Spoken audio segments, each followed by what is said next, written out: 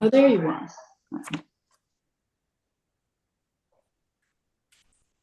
So what's in the Parsha? Tell me what's in there. That's so interesting.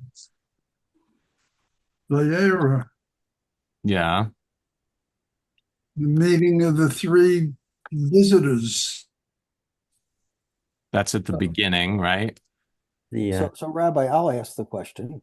Yeah. Why is so much packed in to such a short parsha?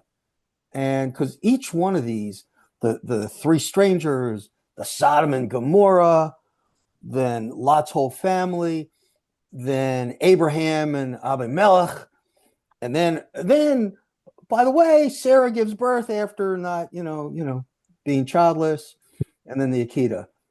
So it just seems like there's like everything got thrown in and everything's dealt with one sentence. Yeah, I think partially it has to do with we talked a little bit about this last week. Um, Partially that Abraham's story is told very concisely in three parshayot. Remember last week we were saying like Jacob has almost half of the book of Genesis. Joseph, the same thing.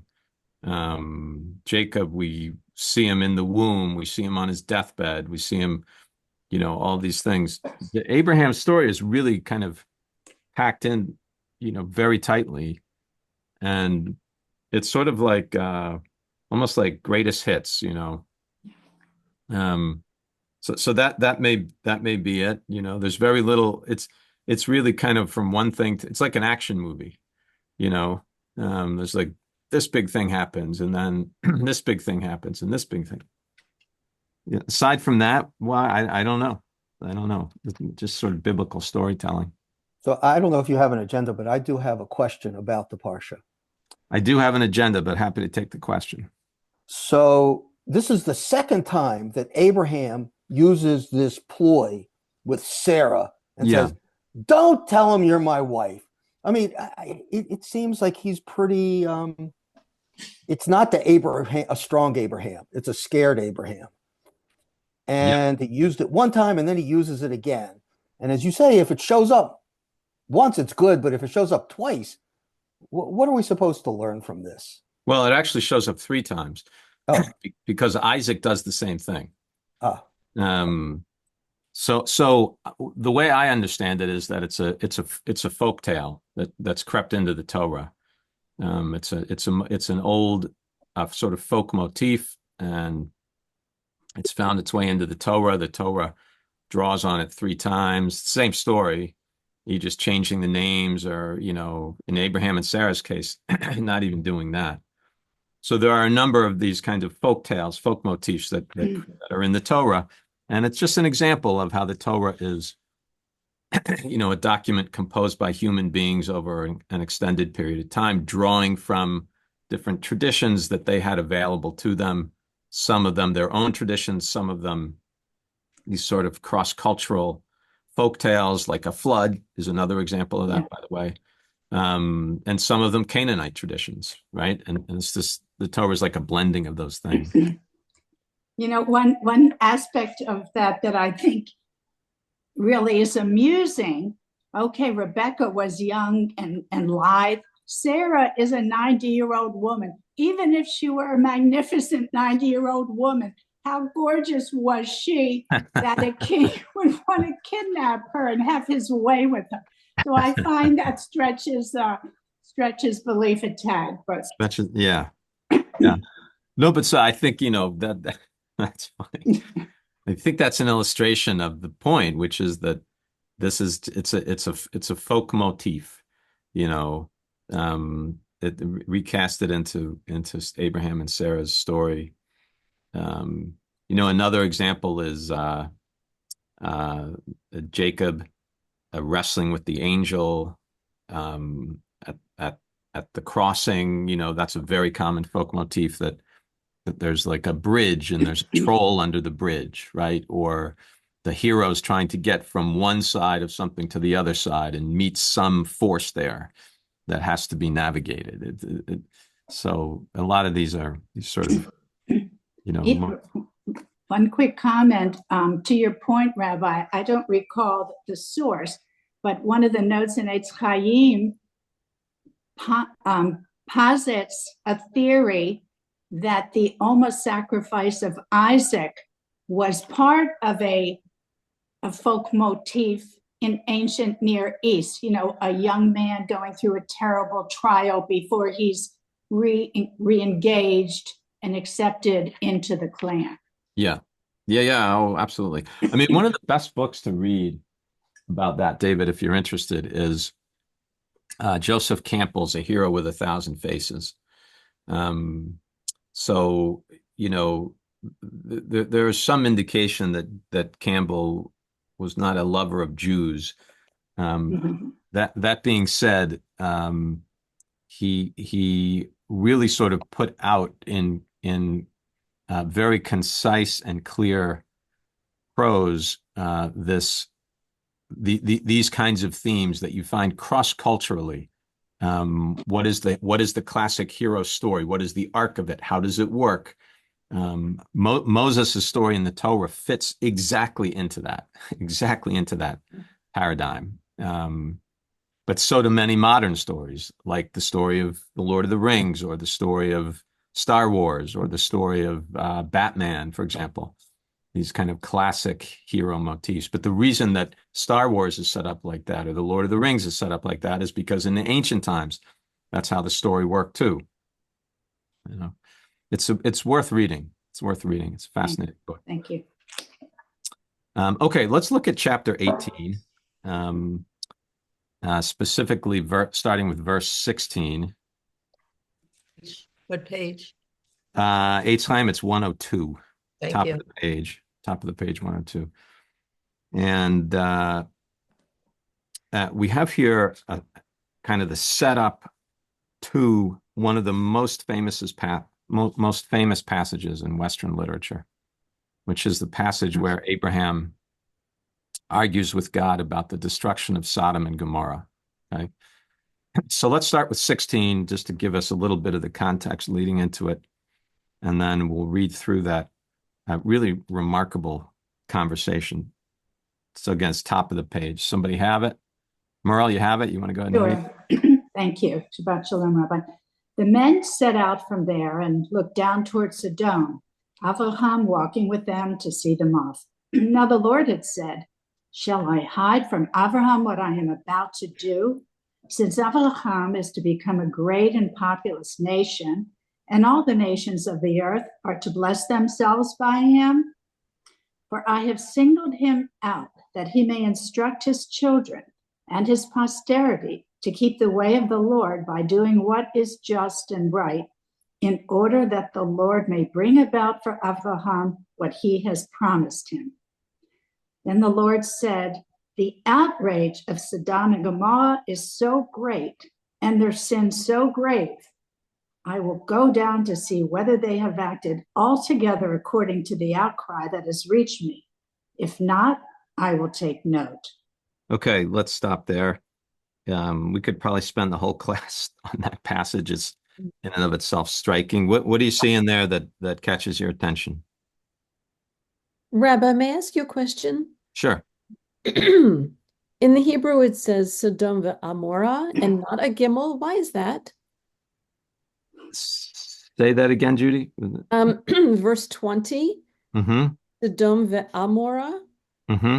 Why is it not a gimel, not Gomorrah? Oh, in Hebrew, it's called Amorah. Yeah. Interesting that it was. So the question is, why is it Gomorrah in English? I don't know. I don't know why. At some point, probably because I don't know. I have no idea. Yeah. There are a number of usually they're actually names of either people or places that are dramatically changed. Not dramatically, but changed significantly from how the Hebrew is. I can't think of any other examples right now off the top of my head, but it's not that uncommon actually. But yeah, in the Hebrew, it's with the ayin. Yeah.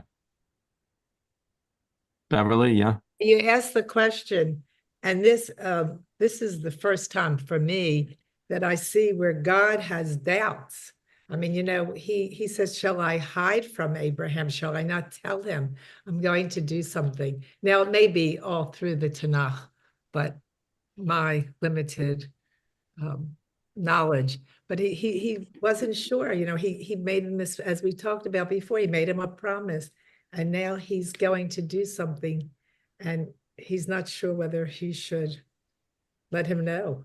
Yeah, I mean, that in and of itself is so remarkable, right? God is not positive. We think he knows all and be's all, and now has doubt. So he makes him more, I don't want to say human, but whatever. Yeah, well, so God has shown doubt previously in the Torah. One example, or at least regret, one example is at the end of the first Parsha in Genesis, where God feels that things have gone south. And God says there, Nichanti, which means I regret that I've created, people actually, which is that's showing also like doubt and regret. I mean, here, yeah, Merle, go ahead. Oh, no, you finish, excuse me. It's just so striking to me that in other words, what does it say about what God thinks about God's relationship with Abraham? Yeah. If God is saying, the way it reads to me is that God is saying, this relationship is so deeply important to me, God, that how could I do something how could I go out and buy a new car without telling Abraham about it? Like if I was buying a pair of shoes, that's one thing, but buying a new car, I mean, this is Abraham we're talking. I got to tell him, I was thinking of that too, and it's a new thing for God to have a relationship with a human being like that. So, they have a new mutual commitment to one another, and they're on a conversational level, and their integration, I think, is the first time that God had this with a human being. Yeah, and I think exactly as Merle says, and part of what that means is that both God and Abraham are trying to figure this out. They're not sure how this is supposed to work. Neither of them. That's what God's saying. Okay, so I'm in this. Remember at the end of last week's Parsha, that whole weird. We actually didn't get to look at it, but the Bein HaBitarim, Brit Bein HaBitarim, that weird covenantal ritual with the animals cut in half and all that weird stuff. But that's a covenant that is formed, and so now God's saying, okay, I'm in this covenantal relationship with a human being. What does that mean? What are my responsibilities? I'm not sure. I don't know. Maybe part of that is that I have to, I'm going to do something like destroy a city, I got to tell Abraham. It's just so fascinating to me, right? Anything else? How can he not know? He's all-knowing. God? Yes.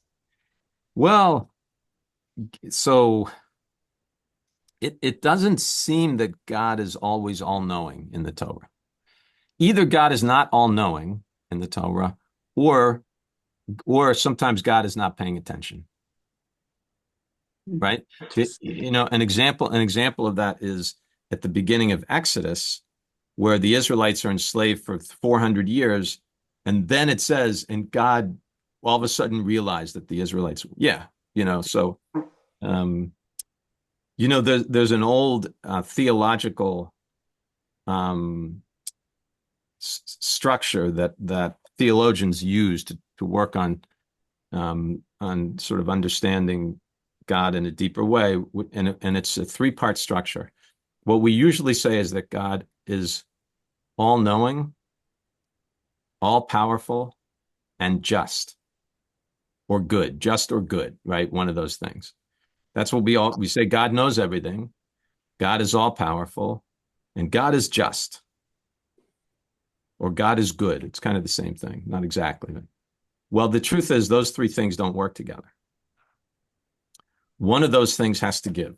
Either God is not all-knowing, or God is not all-powerful. In other words, God knows about something but can't do anything about it. Or God is not just. Or God is not good. I mean, one of those things has to give. They can't all work at the same time because it doesn't work that way. Yeah, Stuart. If this is a story written by scholars, and they wanted the readers to be able to understand the story on a human level, then maybe they gave God human characteristics and emotions so that the people reading it could understand that God has feelings, they can relate to those feelings. Otherwise, God is more amorphous. He doesn't have a form, he doesn't have a shape. It's very hard to understand him, and maybe they're trying to make it understandable. Yes, no, for sure. I mean, I think that anytime we're reading biblical material about God or anything about God, frankly, what we're doing is using human language, human ideas, human values, and we're using those things because those are the tools we have in our tool bag to try to think about this, talk about it, and write about it. Right? I mean, there's no other way to do it. How else could we do it? And by definition, that is limiting and it is incorrect by definition. Yeah. Yeah. Judy, you look puzzled. Are you? No, well, I always look puzzled, but it's just my look. I mean, this is really giving me a lot to think about because, I mean, that's what separates God from any other people, we lowly people, is that he is all that, and that's even if we give human characteristics to this being that has created everything and continues to create, it's not a person, it's this magnificent being. So Right. that's how I'm still seeing God. Oh, you can see God for sure that way. Yeah. But I'm, the place I didn't make that up. That whole thing, the place that comes, and the fourth one that is sometimes added into it, that we also say God cares, right? That can also be taken away, right? So if you take that away, then you could still maintain that God, I mean, in a way, caring and just kind of those things kind of work together. But the bottom line is when you begin to actually look at the way the world works, I mean, those things just don't all work together. It just doesn't, I mean, it's just so not now that the theologians don't at that point say there's no such thing as God. In what they do is talk about God in a different way, reimagine God. There's an idea of theological minimalism that there is a deep mystery in the universe, that you can sense it sometimes, that you can be in relationship with that deep mystery, but that to say that the deep mystery cares about what happens or is moral or amoral, that's saying too much. So it's a whole can of wax, worms, whatever. Ball of wax, can of worms. All of them. Hopefully the ball of wax and the can of worms stay separated. Let's put it that way. Yeah, Merle, one, and then I want to get back to the text. Thanks. Just of the three qualities of God, more or less, that you were alluding to, Yeah. one thing that I have often thought about is the distinction between justice and righteousness, and they're not the same. And does God do? Our tradition, I think, feels that he possesses both, because justice, like the chukim and the mishpatim, that's not necessarily, well, the chukim aren't necessarily righteousness. It's just, I mean, that's the system. But yeah. So do you feel that our tradition attributes both of those to God, and not consistently, maybe? Yeah.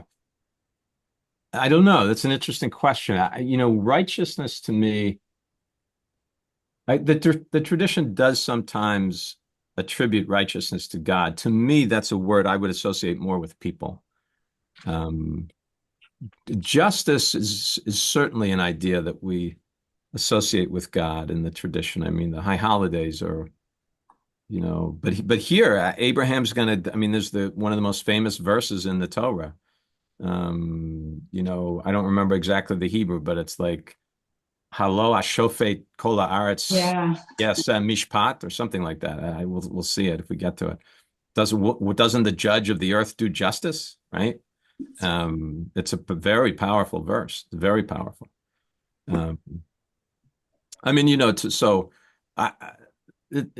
to Stuart's point, this is the language that we have, and maybe even tying it back into the whole idea of Abraham and God trying to work this out, which I do think is one of the things the Torah is trying to portray, that it's a difficult process, and it shows God as fallible, as regretful, as sometimes jealous, sometimes angry. I mean, there isn't, but that is human language, trying to sort of understand how does this whole thing work? What is our obligation? What might we expect from this deity with which we are entering into relationship? All those kinds of questions. He's a new parent. He's a new parent. In a way. Yeah, you first got to, you don't know the parameters yet. So just to shift a little bit, another interesting thing in that little paragraph is verse 19. It is the only place in the entire Torah where we're told why Abraham is selected by God. It's the only verse, the only time we're given a reason. So that in and of itself, I think, is take a look at it. And it follows the question. God says, shouldn't I tell Abraham about this? And then verse 19, I'm going to sort of paraphrase a little bit. Because after all, I mean, I did single God out. I mean, I did single Abraham out, that he can teach his children and the generations to keep my ways by doing what is just and right, so that God may bring about for Abraham what God or I have promised him. That's the only time the Torah tells us why Abraham was chosen. But it doesn't say what characteristics Abraham has that made him choose him. Nope. No. Which is very interesting. Yep. So what's the reason then? What is the reason? He was first in line, and the line was too long for him to look at anybody else.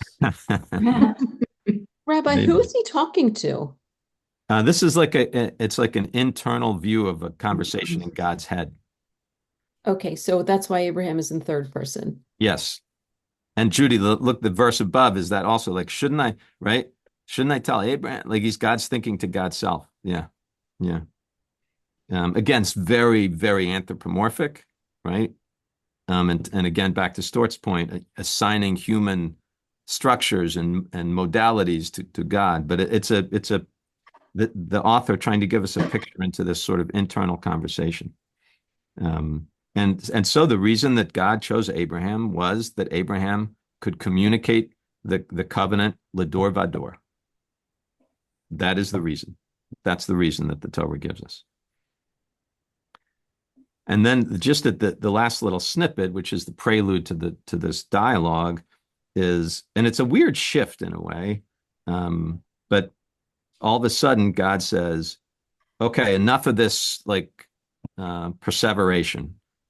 This is bad. Sodom and Gomorrah, something's got to be done, and I got to go down and see it myself. It's like the president has to go to the site of the disaster personally, right? And one other thing about the paragraph, and you see this frequently in Genesis. When does God appear?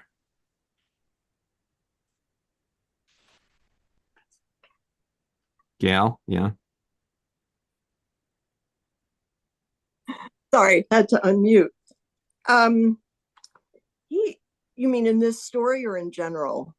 Here, right here in this paragraph. Yeah, so this is something I'm just noticing. He appears in response to the outrage of Sodom and Gomorrah and their sins. And I was noticing that the word for outrage here is sa'akatam, yeah, sa'aka, which is the same word. I just looked it up in Exodus when the Bnei Israel were enslaved in Egypt and God heard their cries. It's the same word, sa'akat. And so to me, it's like a little bit of a different nuance. Well, it's a big nuance. This outcry is, and it's translated outrage, but also outcry. You know, sa'akat, the Bnei Israel, they were crying out of pain from being enslaved. Right. Here, and I don't know if this is significant, but it's, you know, it's deepening the meaning of that word to me. It's not just crying out in pain, but here it's crying out like their sin is so obvious that it's like an outcry. Like, Yeah. Is there something linguistically there connecting? Well, it's the same word. Yeah. Oh, it's absolutely the same Right. word. I guess I mean the idea of it, not the word itself. Well, it may have to do, like getting back to Merle, some of what Merle was saying before, it may have to do with there are levels of injustice, right? That God, as God is portrayed here, finds intolerable. And so when the injustice reaches a certain level, you know, DEFCON 3 or whatever, when it reaches a certain level, God says, that's enough. Like, I'll tolerate it up to here, but if you go up to here, then I'm going to intervene. And that would connect the two cries, Gail, right? You see? So Right. in Exodus, it's the injustice of the slavery, and here it's the injustice of the actions of the citizens of Sodom and Gomorrah. Thank you. That's very helpful. And Yeah. what their sin is unclear a little bit. You know, there are different ideas in the commentaries, like the Ibn Ezra says that there's violence that's being perpetrated against innocent people. That there's also there are like maybe slaves there and there. So that would actually, I never thought of that, but that would connect that also. I think that's the Rambam, or maybe it's Ramban. I don't know, can't remember, but that says, you know, they were holding slaves and so, but something's gone wrong there. Something's gone wrong. You know, I mean, again, to me, the most curious thing is God's need to share it with Abraham. Let me come back to that in a sec. So when does God appear? You know, the first verse that we looked at, verse 16, there are three men. The last verse, God is there speaking to Abraham. The last verse is God speaking out loud, right, to Abraham. So, okay. So at some point, God, the men are gone and God is there. And now we know that these men are angels, right? We saw they came at the beginning of the Parsha, and they're going to continue to play a role. They're angels, and it's a frequent thing in Genesis and somewhat in Exodus, earlier in Exodus, where men appear. And then at a certain point, the men morph into God. It happens multiple times. And James Kugel, who's an amazing, profoundly insightful writer about particularly Genesis, a little bit of Exodus, wrote a whole book about that phenomenon. And he talked about sort of the shifting of that moment where something that you think is normal becomes all of a sudden supernatural. Something that you think is natural all of a sudden is not, and it's just one of those moments. It's an interesting thing, I think. And then to go back to Merle, were you going to say something? Oh, sorry. No. Go ahead. I was going to say that that's certainly what happens in the evolution of religions, building on traditions that, Jesus as a Jew, a human being, and he morphs into God. And, Abraham had this special relationship with God, but in our tradition, of course, we don't deify Abraham. But, then in the Christian tradition, whether it's Abraham, Elijah, they take experiences and personalities and then they do morph them into, the deity. Jesus as the man, Jesus as God, and For sure. For sure. I thought of the three men, only two of them go to Sodom and Gomorrah. Yeah. But I'm looking in the Torah. I'm not seeing it right away. So where did the third one go, and how did that come up? Yeah, there's a whole midrashic tradition around that, and ultimately, what happens is the tradition understands that angels have very specific roles. Okay, so like you just like like in the factory, there's one guy who screws the bolts on, and there's one guy that covers the seats. Like that's what they do. And that's how the tradition understands angels. So one of the angels is an angel of destruction. So you need that person to do the Sodom and Gomorrah work. One of the angels is an angel who delivers news, like delivers news. And one of the angels is a healing angel. And so the healing angel comes to visit Abraham at the beginning of the Parsha because Abraham has just had his circumcision, right? So he's recovering from that. One of the angels delivers the news that they're going to have a son to Sarah and Abraham. One of the angels delivers the news they're going to have a son. And one of the angels is the angel of destruction. It's going to go down the sun. So that's how the tradition generally deals with it, David. Oh. Yeah. Okay. And the last thing about, Abraham feeling a need God feeling a need to talk to Abraham about this. There's one other layer to it. Anyone, what might it be? You have a thought? well, Look, the Bible wants us to reinforce what is appropriate. So they deliver the message in more than one way. Okay, I think that's true. I think that's true. But particular to this situation, remember that Abraham has a dog in the fight because his nephew, Lot, lives in one of these towns, right? Yeah. Right. And so that becomes an issue, by the way. That becomes an issue here as we move forward in the narrative.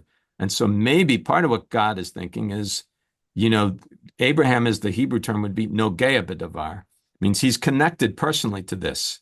He's connected person because he's got family living in the town that I think I'm going to need to destroy. I better let him know about it. And so maybe it never says that, but maybe that's an undercurrent. And then you have the remarkable dialogue. So when we read the dialogue, then you have to say to yourself, how much is Abraham arguing for people he doesn't know? And how much is he arguing for Lot?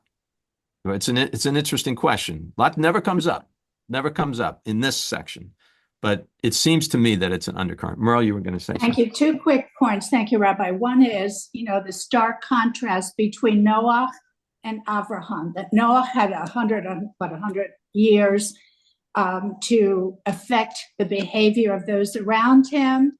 And he didn't even bring one extra person. He didn't argue with God. And look what Avraham does. So that's stark. And then the other thing I was thinking, just as a student of literature, of the irony that the Parsha is called Vayera, the Parsha about blind faith, the Akedah, that a Parsha about blind faith uses a root of see, or appeared. And I find that very interesting. Well, I think there's a whole lecture to be given on the root Resh Aleph Hey as a motif word through the entire Parsha, from beginning to end. It's the first word of the Parsha. It's repeated over and over again, and the author uses it in multiple ways. It's about what you actually see. It's about what you're unable to see. It's about seeing as clarity, seeing as understanding. It's a fascinating thing. It's worth a lecture someday, maybe when I retire. David, yeah. I was going to say, what you're saying about Abraham and Lot, it seems to me Abraham is responsible. He knew that Lot was going to Sodom and Gomorrah. So when they split up, he says, you can go to the left or you can go to the right. And Lot says, okay, but Sodom and Gomorrah didn't become bad right then. So Abraham had to know that he was going into a bad area. Well, but I don't know. I don't know. Lot makes the choice, though. Remember, it's Lot's choice. He's the one who gets to choose, right? Right. So I don't know. Let's read at least a few verses into the speech, because it really is. It's so striking. It's one of the great speeches of the Bible for sure, and arguably one of the great passages in all of Western literature. So, someone want to pick that up? Judy, do you have it? I do. Where shall we begin? Let's start at 22. The men went on from there to Sodom, while Abraham remained standing before the Lord. Abraham came forward and said, "Will you sweep away the innocent along with the guilty? What if there should be 50 innocent within the city? Will you then wipe out the place and not forgive it for the sake of the innocent 50 who are in it? Far be it from you to do such a thing, to bring death upon the innocent as well as the guilty, so that innocent and guilty fare alike. Far be it from you. Shall not the judge of all the earth deal justly?" Okay, let's stop there. There's that famous snippet. It's Hashofet kol haaretz lo yaseh mishpat. Doesn't the judge of all the earth do justice, do justly? This is all Abraham speaking, right? Another thing of note in our English translation that Judy's reading, so it says, bring death upon the innocent as well as the guilty. The Hebrew is to bring death upon the tzaddik and the rasha. Okay. I would say neither of those means innocent or guilty. I mean, tzaddik is a righteous person, a tzaddik, like we all know. A rasha is a bad person, right? So it's just an interesting choice of translation, I think. The other thing of note is the beginning of verse 23. Vayigash Abraham vayomar. So how do they translate it? Abraham came forward. There's a Parsha later on in Genesis, Vayigash. Yeah, what happens in there, Gail? You remember? I think it's the Joseph story. Yeah, specifically. I can't remember if it's something with the brothers. Yes, it's Vayigash Elav. Oh, it's Judah. Is it Judah? Vayigash Elav Yehuda. Okay, Yeah. So Judah Vayigash to Joseph. Right. Vayigash is a code word in Torah for not just like walking up to someone, but a particular kind of approach, an approach that has intimacy to it, that has intention, that has connection, that has sort of like a softness to it. Vayigash. It's just a very interesting choice, I think, here for this particular passage as an intro. So Abraham comes forward with this sense of closeness to God, Vayigash Elav, right? And then he launches into the speech, and he really he's kind of like laying God out. It's right. He's not mincing words. He's saying, "Hey, what the heck? You're supposed to be like a just guy or just God. Maybe is a better way to say it. Well, what's going on here? It does the way I see it. Things are not adding up. Let's read a couple more verses. Judy, you want? I'm thinking Vayigash v'yinafash. Am I making that up? Why is that sounding? It's going in my head. Yeah, vayinafash is I don't think it's vayigash, vayinafash. Okay, I'm sorry. I'll continue. Yeah. Okay. Verse 26. 26. And the Lord answered. So God's response. Yes. And the Lord answered, "If I find within the city of Sodom 50 innocent ones, I will forgive the whole place for their sake." Abraham spoke up, saying, "Here I venture to speak to my Lord, I who am but dust and ashes. What if the 50 innocent should lack 5? Will you destroy the whole city for want of the 5? And he answered, "I will not destroy if I find 45 there." But he spoke to him again and said, "What if 40 should be found there?" And he answered, "I will not do it for the sake of 40. And he said, "Let not my Lord be angry if I go on. What if 30 should be found there?" And he answered, "I will not do it if I find 30 there." And he said, I venture again to speak to my Lord. What if 20 should be found there? And he answered, I will not destroy for the sake of the 20. And he said, let not my Lord be angry if I speak but this last time. What if 10 should be found there? And he answered, I will not destroy for the sake of the 10. When the Lord had finished speaking to Abraham, he departed, and Abraham returned to his place. Yeah. And of course, we know the end of the story, that it is going to be destroyed, right? And I would submit, so people are often troubled by the fact that here Abraham argues so eloquently, with such determination and force with God about God's intent to destroy these towns, Sodom and Gomorrah. And despite the fact that, yes, Lot is there, and in the end, Lot's spared, by the way. But Abraham doesn't really know these people. It's just a pure sense, it seems, a pure sense of justice. And then, of course, we know a chapter or two later, God comes to Abraham and says, take your son, kach lecha et bincha et yechidcha, asher ahavta et Yitzchak. Right? Take your son, your only one, the one that you love, Isaac. And what are you going to do? Bring him to Moriah and offer him as a sacrifice. What does Abraham say there?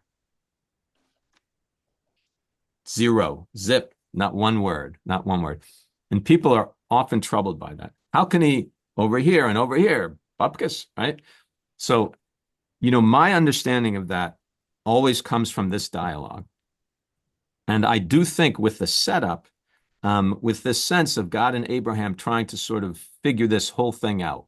Who's on what terms? What can I say? What can God say? That whole thing. And then the dialogue. And my sense is at the end of the dialogue, there's a new understanding between Abraham and God about how the relationship is going to work. And they will never have a conversation like that again. Because Abraham now understands that he can't understand how God works. And maybe God understands that he can't understand how Abraham works. So they're just going to have to shift it.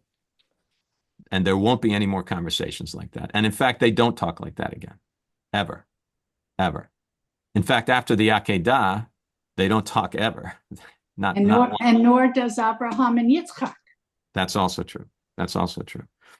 And I think a kind of code for all of that. The speech starts with Vayigash, that Abraham comes forward with this sense of intimacy, closeness to God, right? But look how it ends. If you go to 104, and it's verse 33, God finishes speaking, and then Abraham shav limakomo. Abraham returns to his place. Now you can read that as he just went back to wherever he had been before, but you can also there, I think, read place as status, understanding who you are. Mm-hmm. He's back in his place. In other words, he knows he's a human being. God is God. And in a sense, never the twain shall meet, at least in that kind of way. And on that cheery note, folks, I have to run, get down the hall. Have a great Shabbos. Thanks for joining.